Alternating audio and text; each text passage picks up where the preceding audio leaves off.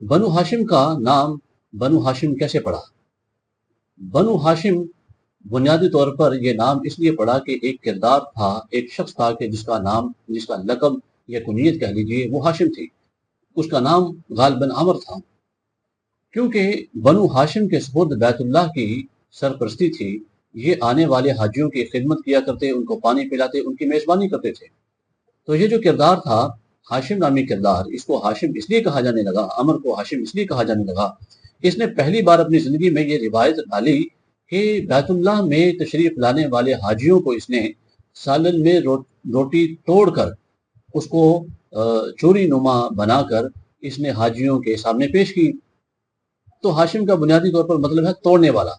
क्योंकि इसने ये रिवायत डाली कि ये सालन में रोटी तोड़कर चोरी बनाकर ये हाजियों की खिदमत किया करता था, इसलिए इसका नाम हाशिम पड़ गया और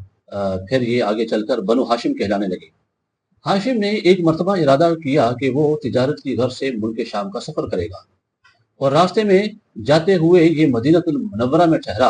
और मदीनतुल मुनव्वरा में बनु नज्जार खानदान या कबीले से ताल्लुक रखने वाली एक औरत के जिसका नाम सलमा था, उससे इसने निकाह किया।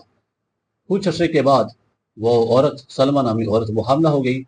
और चूंकि हाशिम का जो इरादा था वो आगे जाने का था तिजारत की गर्ज से, तो ये आगे मुल्क शाम की तरफ चला गया और उसे हमल की हालत में मदीनतुल मुनव्वरा में छोड़ गया।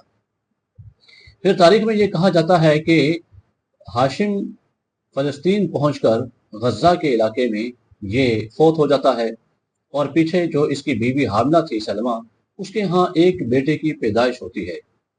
कि जिसका नाम अब्दुल मुत्तलिब रखा जाता है।